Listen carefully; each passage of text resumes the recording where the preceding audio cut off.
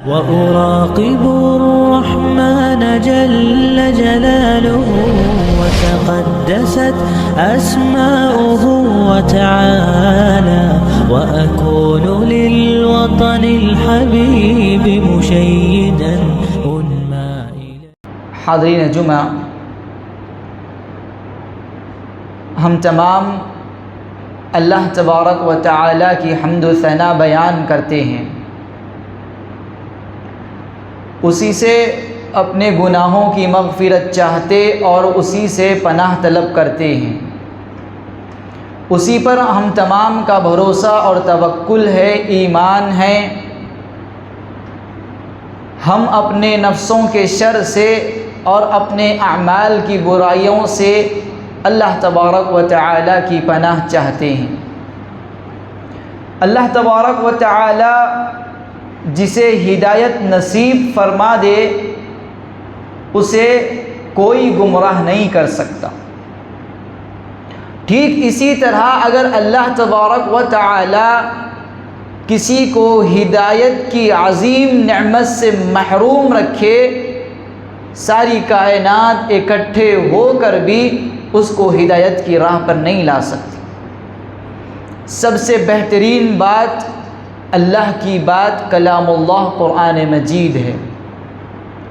سب سے بہترین طریقہ نبی صلی اللہ علیہ وسلم کا طریقہ اور آپ کا راستہ ہے۔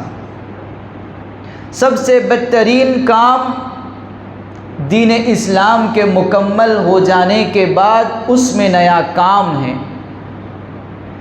دین اسلام میں ہر قسم کا نیا کام، چاہے ہم اور آپ اسے اچھا سمجھیں یا برا سمجھیں، بدعت ہے۔ ہر قسم کی بدعت گمراہی ہے۔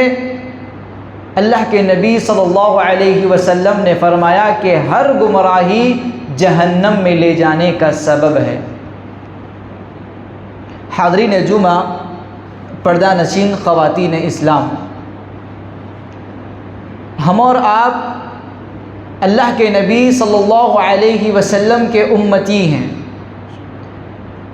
اور اس امت کے تعلق سے اللہ تبارک و تعالی نے ارشاد فرمایا، کنتم خیر امت اخرجت للناس تأمرون بالمعروف وتنہون عن المنکر وتؤمنون باللہ۔ تم خیر امت ہو، سب سے بہتر امت ہو، یعنی کہ وہ امتیں جو ہم سے پہلے گزر چکی ہیں، قوم عاد، قوم سمود، قوم ہود، قوم صالح، قوم لوط، قوم ابراہیم، قوم اسماعیل، قوم یعقوب، قوم یوسف، ساری جو اقوام گزر چکی ہیں، سارے نبی جو اللہ کے نبی صلی اللہ علیہ وسلم سے پہلے منصب رسالت پر فائز تھے، ان تمام کی قومیں، ان تمام قوموں میں، ان تمام جماعتوں میں سب سے بہتر جماعت نبی صلی اللہ علیہ وسلم کے ماننے والی جماعت۔ کنتم خیر امت اخرجت للناس، کیا خاصہ ہے جس بنیاد پر اسے خیر امت کا لقب عطا کیا گیا؟ وہ خاصہ یہ ہے اخرجت للناس کہ یہ لوگوں کے لیے نکالی گئی ہے، لوگوں کی امت ہے۔ خیر کا جو پہلو ہے وہ نبوت کے منصب سے جڑا ہوا ہے۔ سب سے بہترین جو بشر ہیں وہ انبیاء ہیں، خیر البشر الانبیاء۔ آدمیوں میں، انسانوں میں سب سے بہتر جو انسان ہو سکتے تھے وہ انبیاء کی جماعت تھی۔ اس کے بعد یہ امت کو خیر امت کا لقب اس لیے عطا کیا گیا کہ جب سلسلہ نبوت اللہ کے نبی صلی اللہ علیہ وسلم پہ ختم ہوا، نبی صلی اللہ علیہ وسلم محمد کے بعد کوئی اور نبی آنے والا نہیں ہے، تو قیامت تک کے لیے لوگوں کی ہدایت کے لیے، لوگوں کو اچھائی کا حکم دینے کے لیے، برائیوں سے روکنے کے لیے یہ جماعت کام کرے گی۔ تو اس کا یہ کام، اس کی یہ محنت، اس کی یہ جد و جہد اس کا اصل مقصد یہ ہے کہ یہ لوگوں کے لیے نکالی گئی ہے، اس لیے اسے خیر امت کا لقب دیا گیا۔ تأمرون بالمعروف، بھلائیوں کا حکم دیتے جانا ہے، ہر قسم کی نیکی۔ معروف کا لفظ اللہ تبارک و تعالی نے یہاں استعمال کیا۔ علماء تفسیر بطور خاص ابن کثیر رحمۃ اللہ علیہ کہتے ہیں کہ المعروف، معروف کسے کہتے ہیں؟ معروف ہر وہ چیز ہے جسے معاشرہ اچھائی سے جانتا ہے۔ مسکرا کر بات کرنا، بڑوں کا احترام کرنا، چھوٹوں پر شفقت کرنا، والدین کا احترام کرنا، اساتذہ کا احترام کرنا، پڑھنا لکھنا، جہالت سے دور رہنا، برائیوں سے دور رہنا، یہ وہ سارے کام ہیں جسے معاشرہ اچھائیوں میں جانتا ہے، بھلائی شمار کرتا ہے۔ تو یہ وہ سارے کام ہیں جو امت حکم دیتی ہے کہ اس کو کیا جانا چاہیے۔ وَتَنْهَوْنَ عَنِ الْمُنْكَرِ، برائیوں سے روکنا اس کا کام ہے۔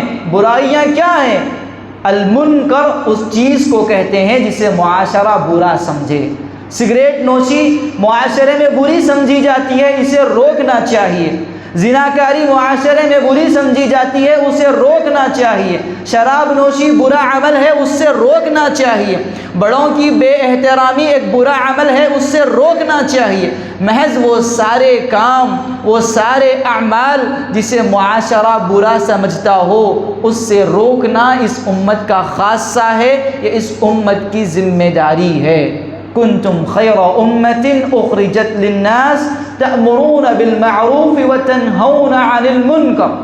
تین اہم باتیں اللہ تبارک و تعالی نے اس آیت میں ذکر کی ہیں۔ پہلی تو بات یہ ہے کہ یہ امت خود غرض نہیں ہو سکتی۔ اخرجت للناس، لوگوں کے لیے نکالی گئی ہے۔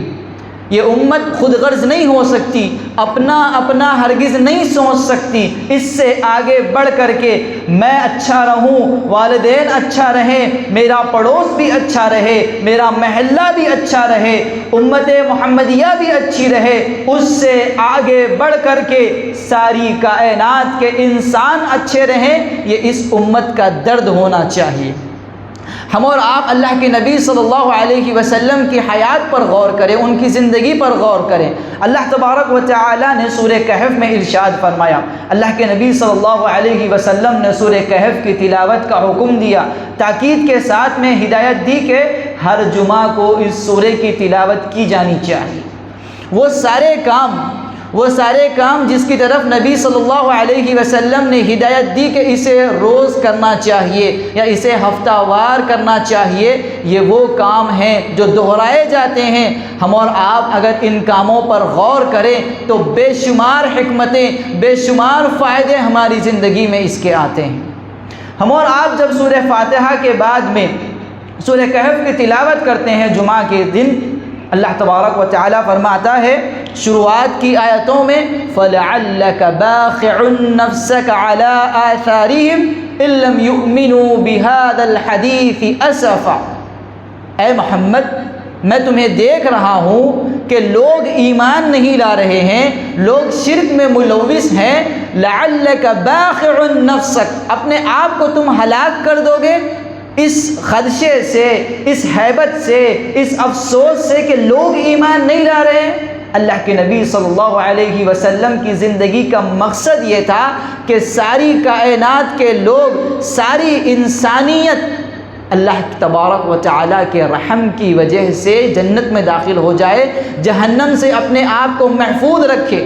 انہوں نے قریش کی حمایت نہیں کی، انہوں نے اپنے اہل بیت کی حمایت نہیں کی، انہوں نے محض عرب کی حمایت نہیں کی، بہت دور دور تک چلے گئے، طائف چلے گئے، اس سے آگے چلے گئے، دوسرے بادشاہوں کو خطوط لکھے، فتوحات کی کوشش کی، اپنی مکمل حتی الامکان کوشش کی، ایڑی چوٹی کا زور لگا دیا کہ اس کائنات کی زمین میں موجود ایک ایک انسان تک یہ پیغام پہنچے اور وہ اللہ کی جنت میں چلا جائے، اللہ کے عذاب سے محفوظ رہے۔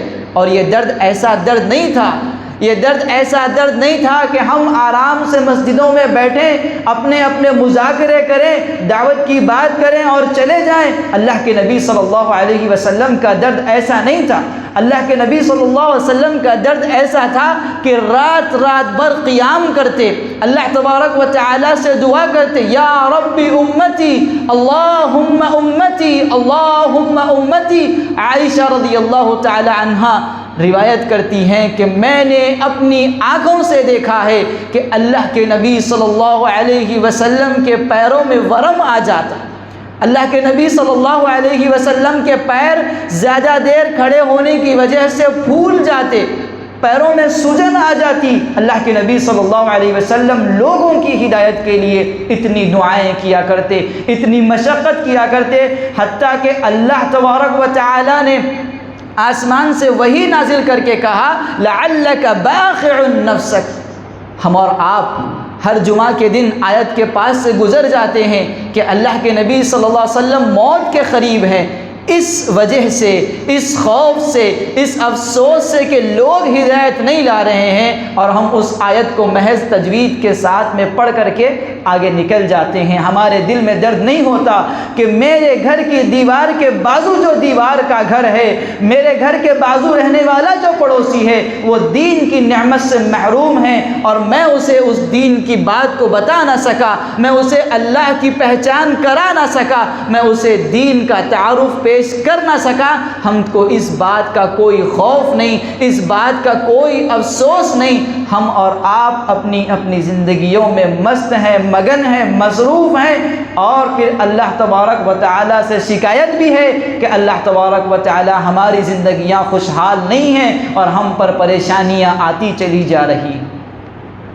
یہ جو خاصہ ہے، یہ جو درد ہے، یہ جو تکلیف ہے لوگوں کے لیے، لوگوں کی ہدایت کے لیے، یہ نبوی تکلیف ہے، یہ نبوی خاصہ ہے کہ انبیاء کے دل میں لوگوں کی ہدایت کے لیے درد ہوا کرتا ہے، تکلیف ہوتی ہے کہ لوگ بھی ہدایت راستہ ہو جائیں، لوگ بھی ہدایت کے راستے پر آ جائیں۔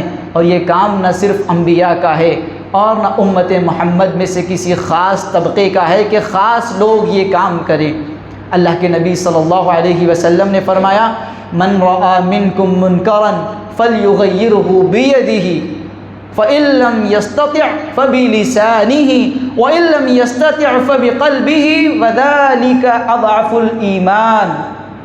اللہ کے نبی صلی اللہ علیہ وسلم نے فرمایا کہ دیکھو تم میں سے جو کوئی جہاں کہیں برائی دیکھو، من رأى منکم منکرا، کوئی برائی دیکھو، چھوٹی دیکھو، بری دیکھو، بڑی دیکھو، میڈیم دیکھو، برائی اگر دیکھو، فَلْيُغَيِّرْهُ بِيَدِهِ، تو اسے اچھائی کے ساتھ میں تبدیل کرنے کی کوشش کرو اپنے ہاتھ کے ذریعے سے۔ آپ کا اختیار چلتا ہے، آپ کی بات چلتی ہے، آپ اپنی بات منوا سکتے ہیں تو اپنے ہاتھ کے ذریعے سے، اپنی طاقت کے ذریعے سے، حکمت کے ساتھ، نرمی کے ساتھ میں اس کو اچھائی سے تبدیل کرنے کی کوشش کرو۔ من رأى منکم منکرا فلیغیرہ بیدہ، اپنے ہاتھ سے روکو اسے، اپنے ہاتھ سے اسے اچھائی میں تبدیل کرنے کی کوشش کرو۔ اگر ہاتھ سے استطاعت نہیں رکھتے، اتنی قوت اپنے پاس نہیں پاتے، آپ کی بات چلنے والی نہیں ہے، فَبِلِسَانِهِ، اب اس کے بعد یہ مرحلہ ہے کہ آپ کہہ دو، ان تک یہ پیغام پہنچا دو کہ دیکھو صاحب، دیکھو میرے بھائی، دیکھو میرے دوست، یہ برائی ہے، اس سے بچے رہو، اس سے دور رہو، اپنی زبان سے اس تک یہ پیغام پہنچا دو، اچھائی کا حکم دے دو۔ اگر یہ بھی استطاعت نہیں رکھتے کہ بولو گے تو مارے جاؤ گے، بولو گے تو کاٹے جاؤ گے، تو اپنے دل میں اسے برا جانو، اپنے دل میں اسے برا جانو۔ اللہ کے نبی صلی اللہ علیہ وسلم نے ہر قسم کی جو ترتیبات ہو سکتی تھیں، جو ماحول ہو سکتا تھا، ہم اور آپ بہت سارے ایسے مقامات پر چلے جاتے ہیں، وہاں ہمارا اختیار تو بڑی دور کی بات ہے، گفتگو کرنے تک پر سزائیں ہو جاتی ہیں۔ تو ایسے ماحول کے لیے اللہ کے نبی صلی اللہ علیہ وسلم نے رخصت دیتے ہوئے کہا کہ اپنے دل میں اسے برا جانو۔ لیکن ہم اور آپ اگر اپنے ماحول کا جائزہ لیں تو ہم اپنی طاقت کے ذریعے سے بہت ساری برائیوں کو تبدیل کر سکتے ہیں، یا نہیں تو کم از کم یہ استطاعت تو ضرور اپنے پاس پاتے ہیں کہ ہم اپنی زبان سے اس برائی کو بتا دیں کہ یہ برائی ہے اور اس کی جگہ پر یہ اچھائی آ سکتی ہے۔ یہ ہم تمام کی ذمہ داری ہے۔ ہمارے کتنے ایسے عزیز دوست احباب ہیں جو سگریٹ نوشی میں مبتلا ہیں، کیا ہمارا یہ کام نہیں کہ ہم اس برائی سے ان کو روکیں؟ اگر ہمارے پاس طاقت ہے تو ان کے والدین سے گفتگو کریں، ان کو اپنے ماحول میں بیٹھنے نہ دیں۔ یہ دوستی کا تقاضا ہے کہ آپ ان کو اچھائی پر بلائیں۔ فَلْيُغَيِّرْهُ بِيَدِهِ، اسے تبدیل کیا جانا چاہیے، بیدی، اپنے ہاتھ کے ذریعے، یعنی کہ طاقت کے ذریعے سے۔ کتنے ایسے افراد ہیں جو شراب نوشی میں مبتلا ہیں، کیا ہمارا اور آپ کا یہ کام نہیں کہ ہم اسے اس سے روکیں، اس برائی سے روکیں؟ کتنے ایسے افراد ہیں جو سود میں مبتلا ہیں، جو ظلم میں مبتلا ہیں، دھوکہ دیا کرتے ہیں، اپنے کاروبار میں دھوکہ دہی سے کام لیتے ہیں۔ اگر میں دیکھوں، اگر آپ دیکھیں تو کیا میرا اور آپ کا کام نہیں کہ ہم ان کو اس برائی سے روکیں؟ بہت ساری برائیاں معاشرے میں عام ہیں، لیکن ہم ہیں کہ اس سے نظر پوشی کر دیتے ہیں، اس کو دیکھ کر کے اندیکھا کر دیتے ہیں، دیکھ کر کے نظر انداز کر دیتے ہیں۔ اللہ کے نبی صلی اللہ علیہ وسلم نے کہا کہ اگر تم دعوت کا کام کرتے رہو گے، اگر دعوت کا کام کرتے رہو گے، برائیوں سے روکتے رہو گے، تو تمہیں اللہ تبارک و تعالی محفوظ رکھے گا۔ یہ ایسا نہیں ہے کہ میرا دوست سگریٹ نوشی میں مبتلا ہے، میرا دوست کسی اور غلط بات میں مبتلا ہے، غلط کام میں مبتلا ہے، غیر محرموں سے بات میں مبتلا ہے، اور میں اپنی جگہ خاموش رہ جاؤں، تو یہ نہ اس کے لیے بہتر ہے نہ میرے لیے بہتر ہے۔ اللہ کے نبی صلی اللہ علیہ وسلم نے بڑی بہترین مثال کے ذریعے سے بتایا کہ ایک کشتی ہے، کشتی میں دو منزل ہیں، ایک نیچے والی منزل ہے، ایک اوپر والی منزل ہے۔ بہت سارے لوگ تھے، لوگوں نے قرآن اندازی کی، لوگوں نے قرآن اندازی کی، اپنے اپنے نام اٹھائے۔ کچھ لوگوں کا نام اوپر والی منزل میں آیا اور کچھ لوگوں کا نام نیچے والی منزل میں آیا۔ اب نیچے والے جو افراد تھے وہ پانی لینے کے لیے اوپر کی منزل میں جاتے، پانی لینے کے لیے بار بار اوپری منزل میں جانا پڑتا، تو ان لوگوں کے دل میں یہ خیال آیا کہ ہم نیچے کی منزل میں رہتے ہیں، کیوں نہ ہم نیچے اس کشتی کو ایک سوراخ کر لیں، پانی آتا رہے گا، نہ ہمیں اوپر جانا پڑے گا، نہ اوپر والوں کو تکلیف ہوگی، ہم آسانی کے ساتھ میں یہاں پانی پی سکتے ہیں۔ تو کیا ان کا کشتی میں سوراخ کرنا اوپر والوں کے لیے بہتر ہے؟ کیا ان کا کشتی میں سوراخ کرنا خود ان کے لیے بہتر ہے؟ اگر اوپر والے دیکھ کر بھی خاموش بیٹھ جائیں تو کشتی ان کو تو لے کر ڈوبے گی ہی، اوپر والے بھی ان کے ساتھ میں ڈوب جائیں گے۔ بھلائی کا حکم دیتے رہنا یہ خود آپ کی اپنی حفاظت کی ضمانت ہے، یہ خود آپ کی اپنی حفاظت کی ضمانت ہے کہ آپ جب ماحول میں گر جائیں گے، آپ پر جب پریشانیاں آئیں گی، یہ ماحول پریشانی کا، مصیبت کا، تسلط کا بتانے کی ضرورت نہیں ہے، ہم اور آپ اسی ماحول میں جی رہے ہیں۔ پریشانی کا ماحول ہے، تسلط کا ماحول ہے، نہ آپ کھلے عام کچھ بات کر سکتے ہیں، نہ آپ کھلے عام کچھ بتا سکتے ہیں، آپ پر دوسروں کا غلبہ ہے، دوسرے آپ پر اپنی بات چلا رہے ہیں، یہ ماحول عام ہے۔ اگر اس ماحول سے بچنا چاہتے ہیں تو بھلائیوں کا حکم دینا ہے، برائیوں سے روکنا ہے، اس میں خود آپ کی اپنی حفاظت ہے اور پھر دوسروں کی حفاظت ہے۔ اللہ تبارک و تعالیٰ نے وعدہ کیا ہے واللہ یعصمک من الناس، اے نبی ہم نے آپ کی جانب جو وحی کی ہے اس کو آپ لوگوں تک پہنچا دو۔ واللہ یعصمک من الناس، آپ کی حفاظت کی ذمہ داری اللہ کے ذمے ہے، اللہ آپ کو لوگوں سے بچائے گا۔ ہماری شکایت یہ ہے کہ ہمارے حفاظت نہیں ہو رہی، ہم پر کوئی کبھی حملہ کر سکتا ہے، ہمارے ریزرویشنز ہمارے کو مل نہیں رہے ہیں، ہمارے جو حقوق ہونے چاہیے بحیثیت شہری وہ ہمیں مل نہیں رہے ہیں، لوگ ہم کو ظلم کے ذریعے نیچے دبانا چاہتے ہیں، ہمیں مظلوم بنانا چاہتے ہیں، ہم کو دھوکے میں رکھنا چاہتے ہیں، ہم کو نیچا دکھانا چاہتے ہیں۔ لیکن ہم صرف اگر شکایت کرتے رہیں گے، لوگوں کے سامنے بس روتے رہیں گے، تو ہم اپنے آپ کی حالت کو ہرگز بدل نہیں سکتے۔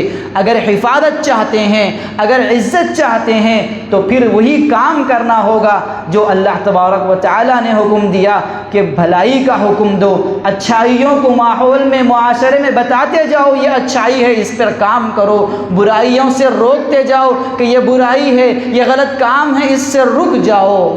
لیکن جب یہ کام ہم اور آپ کرنے جاتے ہیں تو اس میں جو سب سے پہلی بنیاد ہے، اس میں جو سب سے پہلی بنیاد ہے وہ کیا ہونی چاہیے؟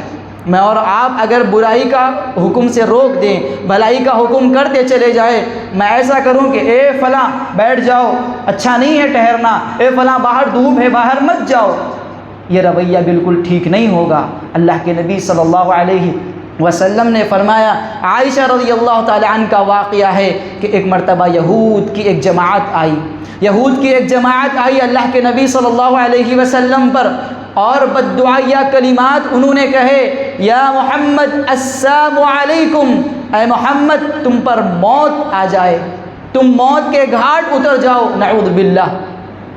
عائشہ رضی اللہ تعالی عنہ وہاں موجود تھی، وعلیکم السلام واللعنہ، بڑے غصے میں آئی، کہنے لگی کہ تم پر موت ہو، تم پر لعنت ہو۔ اللہ کے نبی صلی اللہ علیہ وسلم نے عائشہ رضی اللہ تعالی عنہ کو روکا، مہلاً مہلاً یا عائشہ، خاموش ہو جاؤ، خاموش ہو جاؤ، تم کیوں غصے میں آ رہی ہو؟ کیا میں نے جو جواب دیا وہ کافی نہیں؟ وعلیکم، اور میں نے یہ کہا کہ تم پر بھی ہو۔ اللہ کے نبی صلی اللہ علیہ وسلم نے بڑی پیاری بات بتائی، کہا کہ ما كان الرفق في شيء الا زانه ولا ينزع من شيء الا شانه، نرمی جب کسی معاملے میں آ جاتی ہے تو اسے مزین کر دیتی ہے، اسے خوبصورت کر دیتی ہے، اور اگر کسی معاملے میں سے نرمی نکال لی جائے، نرمی اگر اس سے ختم کر دی جائے تو وہ معاملہ پورا کا پورا بگڑ جاتا ہے۔ ہم اور آپ اگر اس کو اپنے ماحول میں دیکھیں کہ اگر والد اپنے بیٹے کی تربیت غصے سے کرتا ہے تو اس کی تربیت نہیں ہوتی، وہ ضد میں آتا ہے اور ضد میں آ کر کے برائی کی طرف اور بڑھتا ہے۔ لیکن اسی طرح اگر والدین، چاہے ماں ہو، چاہے باپ ہو، چاہے بڑا بھائی ہو، نرمی کے ساتھ میں اگر گفتگو کریں، سامنے والے کے جذبات کا خیال اگر رکھا جائے تو پھر وہ بڑی اچھائی کے ساتھ میں بات کو ماننے کے لیے تیار ہو جاتا ہے۔ ما كان الرفق في شيء الا زانه، اللہ کے نبی صلی اللہ علیہ وسلم کے کلمات ہیں کہ چیز، معاملہ، بات، تربیت، حکم مزین ہو جاتا ہے، خوبصورت ہو جاتا ہے۔ کس وجہ سے؟ نرمی کی وجہ سے۔ جب کبھی بھلائی کا حکم دیں، جب کبھی برائی سے روکیں تو اس میں نرمی کا پہلو بنیادی طور پر ہونا چاہیے۔ سوال یہ ہو سکتا ہے کہ ہم نے تو نرمی کے ساتھ میں گفتگو کی ہے، لیکن سامنے والے ایسے لوگ ہیں کہ وہ ہم پر ظلم ہی کرتے ہیں، ہمیشہ بد کلامی کرتے ہیں، ہمیشہ جھڑکی دیتے ہیں، ہمیشہ غصے میں رہتے ہیں، تو اس کے باوجود بھی نرمی اپنانا ہے۔ سب سے بڑا ظالم کون ہو سکتا ہے؟ کیا فرعون سے کوئی ظالم گزرا ہے؟ اللہ کے نبی صلی اللہ علیہ وسلم، اللہ کے نبی موسیٰ علیہ السلام، اللہ کے نبی ہارون علیہ السلام، یہ دونوں افراد اللہ تبارک و تعالی حکم دیتا ہے، اذهبا الى فرعون انه طغى، آپ دونوں جاؤ فرعون کے پاس، اس نے سرکشی کی، اس نے اس دنیا میں، اس زمین میں ظلم کیا، انہو طغا، اس نے شرک کیا، اس نے ظلم کیا، اس نے سرکشی کی، تکبر کیا، اتنی ساری برائیوں کے باوجود فقولا لہ قولا لینا، تم دونوں اس سے بڑی نرم بات کرو، اس سے بڑی نرم بات کرو، فقولا لہ قولا لینا لعلہ یتذکر او یخشی، مجھے یہ بات کی امید ہے کہ نرم بات جب کرو گے تو اسے نصیحت حاصل ہوگی، وہ اللہ کی خشیت اختیار کر سکتا ہے۔ کس وجہ سے؟ دعوت کے کام میں نرمی کی وجہ سے، بھلائی کا حکم دیتے ہوئے نرمی اختیار کرنے کی وجہ سے، برائی سے جب روکتے ہیں تو نرمی اختیار کرنے کی وجہ سے لوگ نصیحت حاصل کیا کرتے ہیں۔ آپ اچھائی کا حکم تو دیں لیکن غصے کی حالت میں دیں، آپ برائی سے تو روکیں لیکن بڑی تیز زبانی کے ساتھ میں کریں، جھڑکی کے ساتھ میں کریں، غصے کے ساتھ میں کریں اور اپنے روب کے ساتھ میں کریں تو سامنے والا نصیحت حاصل نہیں کر سکتا، نہ اس کے دل میں خشیت آ سکتی ہے۔ فقولا لہ قولا لینا لعلہ یتذکر او یخشی، نرم گفتگو، نرم بات، یہ اللہ کے نبی صلی اللہ علیہ وسلم کی بات ہے کہ اگر آپ اس پر عمل کرتے چلے جائیں تو پھر لوگ نصیحت بھی حاصل کر سکتے ہیں اور لوگ اللہ کی خشیت بھی اختیار کر سکتے ہیں۔ بات بہت لمبی ہو سکتی ہے لیکن یہ جو دعوت کا کام ہے یہ کیا ہے؟ ہم اور آپ جب دعوت کی بات کی جاتی ہے تو گفتگو کی بات کی جاتی ہے کہ بھلائی کا حکم دو، برائی سے روکو۔ ہم اس بات کا کبھی خیال نہیں کرتے کہ میرا چلنا بھی دعوت ہے، میرا اپنا آنکھ سے دیکھنا بھی دعوت ہے، میرا گفتگو کرنا بھی دعوت ہے، میرا کسی کے ساتھ بیٹھنا بھی دعوت ہے، میرا سفر کرنا بھی دعوت ہے، میرا اپنا کھانا کھانا بھی دعوت ہے، میرا اپنا کپڑے پہننا بھی دعوت ہے۔ آج کا جو موضوع رہا خطبہ جمعہ کا، کیا یہ بھی دعوت ہے؟ ہم اس پر غور نہیں کرتے۔ کتنے ایسے دعات ہیں، اگر آپ ان کے واقعات سنیں۔ ابھی حال ہی میں ماضی قریب میں دکتور سعید احمد عمری مدنی حفظہ اللہ نے بنگلور میں ایک واقعہ ذکر کیا، کہتے ہیں کہ جب وہ لوگ کسی اسٹیشن پر موجود تھے اور ان کے پاس میں ایک آدمی آیا، کہنے لگا کہ مولانا مولوی صاحب آپ ہمیں اسلامی لباس میں دکھتے ہیں، آپ ہمیں اسلام کے تعلق سے کچھ بتا دیجئے۔ اس کی آنکھوں میں آنسو تھے، دکتور سعید حفظہ اللہ کہتے کہتے وہ بھی رونے لگے۔ انہوں نے پوچھا کہ آپ رو کیوں رہے ہیں؟ میں تو اسلام کے بارے میں بتا دوں گا، لیکن آپ رو کیوں رہے ہیں؟ وہ آدمی کہنے لگا کہ میرے گھر کے بازو میرے پڑوس میں ایک عبداللہ نامی آدمی تھا، وہ بڑا بہتر آدمی تھا، ہمیشہ ہمارے ساتھ میں بڑا اچھا معاملہ کرتا، جو پکاتا ہمیں دیتا، ہماری خوشی میں ساتھ رہتا، ہمارے غم میں ہمارا ساتھ دیتا، بڑا بہتر آدمی تھا، بڑے اچھے اخلاق کے ساتھ میں رہتا تھا۔ اتنا اچھا آدمی تھا کہ جب بابری مسجد کا واقعہ پیش آیا، سارے ہندوستان میں ہندو مسلم لڑائیاں ہونے لگیں، اس کے باوجود بھی اس کے اخلاق میں کچھ کمی نہ آئی۔ ہم نے جب اس سے سوال کیا کہ سارے لوگ تو ہندو مسلم کی لڑائی میں لگے ہوئے ہیں، ہندو مسلم کو مار رہے ہیں، مسلم ہندو کو مار رہے ہیں، اور تم ہے کہ میرے ساتھ میں اچھا معاملہ کر رہے ہو، اچھے اخلاق سے رہ رہے ہو؟ تو وہ عبداللہ نامی آدمی کہتا ہے کہ میرا اسلام، میرا اللہ، میرا رسول اس بات کی اجازت نہیں دیتا۔ آپ دیکھیے، اس نے کوئی تقریر نہیں کی، اس نے کوئی لیکچر نہیں دیا، اس کا اپنا عمل وہاں پر دعوت کا کام کرتا ہے۔ وہ آدمی روتے روتے دکتور سعید کے پاس میں کلمہ پڑھنے تک آ جاتا ہے، اللہ کے ایک ہونے کو اختیار کر لیتا ہے، توحید کو اپنا لیتا ہے، اللہ کے رسول صلی اللہ علیہ وسلم کی بات کو ماننے پر مجبور ہو جاتا ہے۔ ہم اور آپ اس بات پر غور نہیں کرتے کہ ہمارا پڑوس کے ساتھ میں معاملہ بھی دعوت ہے، ہمارا نوجوانوں کا کالج جانا بھی دعوت ہے، اسکول جانا بھی دعوت ہے، میری مائیں بہنیں جو اپنے گھروں میں رہتی ہیں ان کا اپنے پڑوس کے ساتھ میں معاملہ کرنا بھی دعوت ہے۔ اس بات پر ہم اور آپ غور نہیں کرتے کہ یہ بھی دعوت ہے؟ ہاں، یہ بھی دعوت ہے۔ اللہ کے نبی صلی اللہ علیہ وسلم نے جب کوہ صفا پر چڑھ کر سارے لوگوں کو آواز لگائی، فلاں والے آ جاؤ، فلاں خاندان والے آ جاؤ، اگر میں اس بات کا دعویٰ کروں کہ اس پہاڑ کے پیچھے سے لشکر آ رہا ہے جو تمہیں مارنے والا ہے، کیا تم اس بات کا یقین کر لو گے؟ تو ان لوگوں نے کہا کہ بالکل کر لیں گے، ہم نے تمہیں کبھی جھوٹ بولتے ہوئے نہیں پایا، ہم نے تمہیں ہمیشہ امانت دار پایا، ہم نے تم کو سچا پایا، صادق پایا، امین پایا، ہم تمہاری بات کا اعتبار کریں گے۔ کیا تم اعتبار کرو گے اس بات کا کہ میں ایک اللہ کی عبادت کرنے کی دعوت دیتا ہوں، کائنات میں اللہ کے علاوہ کوئی حقیقی معبود نہیں؟ تو پھر ان لوگوں نے جھٹلا دیا۔ اللہ کے نبی صلی اللہ علیہ وسلم نے وہاں پر یہ بات دعوے کے طور پر رکھی، لَقَدْ لَبِثْتُ فِيكُمْ عُمُرًا مِّنَ السِّنِينَ، میں اپنے زندگی کے کئی سال تمہارے پاس گزار چکا ہوں، میرے اخلاق میں کسی قسم کی کوئی برائی تم نے نہیں دیکھی، میں نے کسی کے ساتھ میں دھوکہ نہیں کیا، کسی کے ساتھ میں غش نہیں کیا، کسی پر ظلم نہیں کیا، تو پھر تم کیوں میری بات کو نہیں مانتے؟ یہ دعوت ہے۔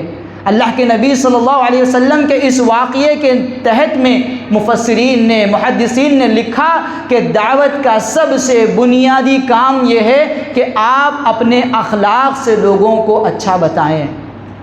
عائشہ رضی اللہ تعالیٰ عنہ کیا کہتی ہیں؟ صحابہ کرام اللہ کے نبی صلی اللہ علیہ وسلم کے پاس میں آئے، کہنے لگے، یا عائشہ رضی اللہ تعالیٰ عنہ، یا ام المؤمنین، اللہ کے نبی صلی اللہ علیہ وسلم کا کردار کیا ہے، ان کا کیریکٹر کیا ہے، گھر میں وہ رہتے ہیں تو کیسے رہتے ہیں؟ عائشہ رضی اللہ تعالیٰ عنہ جو بیوی ہے وہ کہتی ہیں، کان خلقہ القرآن، اللہ کے نبی صلی اللہ علیہ وسلم کے اخلاق قرآن کے اخلاق ہیں، نیکی کا حکم دیتے تو نیکی کرتے بھی ہیں، برائی سے روکتے تو برائی سے رکتے بھی ہیں۔ ہم باہر جب نکلتے ہیں کسی کے پاس ملاقات ہوتی ہے تو اچھی گفتگو کرتے ہیں، لیکن اگر محلے میں کوئی ہمارا کردار پوچھ لے تو ساری بات کا راز کا فاش ہو جائے۔ بڑا گندا بچہ، بڑا غلیظ نوجوان، بڑا بے راہ روی کا شکار نوجوان، ایسا آدمی ہے جو اپنی بیوی پر ظلم کرتا ہے، ایسا آدمی ہے جو پڑوس کو تکلیف دیتا ہے۔ ہم اور آپ اپنی ایک ایک چھوٹی چھوٹی بات پر غور کریں۔ ہماری شادی بیاہ میں ہم شامیانے لگا کر راستے روک دیتے ہیں، ہمارے غم میں ہم جب میت کو غسل دیتے ہیں تو راستے روک دیتے ہیں۔ اللہ کے نبی صلی اللہ علیہ وسلم نے کہا اماطۃ الاذی عن طریق صدقۃ، راستے سے تکلیف دہ چیز ہٹانا یہ صدقہ ہے، یہ ایمان کا چھوٹے سے چھوٹا جز ہے، لیکن ہم اس کے برعکس، اس کے مقابل میں اللہ کے نبی صلی اللہ علیہ وسلم سے کہتے ہیں کہ راستہ روکنا مسلمان کا شیوا ہے، راستے میں تکلیف دینا یہ مسلمان کی عادت ہے۔ ہم غم میں ہوں، ہم خوشی میں ہوں، آپ اپنے آپ کا جائزہ لے کر کے دیکھیں، ہر آدمی اپنا جائزہ لے کر کے دیکھے کہ وہ کتنا مسلمان ہے، کتنا اسلام کی دعوت دیتا ہے۔ ایک داعیہ اسلام مصر میں اللہ کے نبی صلی اللہ علیہ وسلم پر گفتگو کرنے گیا، بڑا لمبا سیمینار، بڑا لمبا لیکچر ہوا ایجپٹ میں۔ وہاں کا ایک آدمی بہت بڑا ادیب تھا، بڑی بہترین نظمیں، اشعار اور نثر لکھتا تھا۔ سارے سیمینار ہونے کے بعد میں اس نے اس آدمی سے ملاقات کر کے کہا لا تتحدثنی عن دینک کثیرا، اپنے دین کے بارے میں مجھے زیادہ مت بتاؤ، دعنی ارا دینک فی اخلاقک، مجھے چھوڑو، میں تمہارا دین تمہارے بیہیویئر میں، تمہارے اخلاق میں دیکھوں گا۔ یہاں نوجوان موجود ہے، ہم بہت زیادہ انٹرنیٹ کا استعمال کرتے ہیں، انسٹاگرام کا بھی استعمال کرتے ہیں، ہم اس پر بھی دیکھتے ہیں کہ degrees are just a piece of paper, ہم ماسٹر ڈگری کر رہے ہیں، پی ایچ ڈی کر رہے ہیں، فلاں کالج میں ہم نے ڈگری حاصل کر لی ہے، شہر جا کر کے ہم نے پڑھائی کر کے آئی ہے۔ Degrees are just a piece of paper, یہ ڈگریاں، یہ آپ کے اعلیٰ مقامات، یہ منصب، یہ سب ایک محض پیپر کا ٹکڑا ہیں۔ Your knowledge is seen in your behaviour, آپ کی جو معلومات ہیں، آپ کا جو علم ہے وہ آپ کے بیہیویئر میں دیکھا جائے گا۔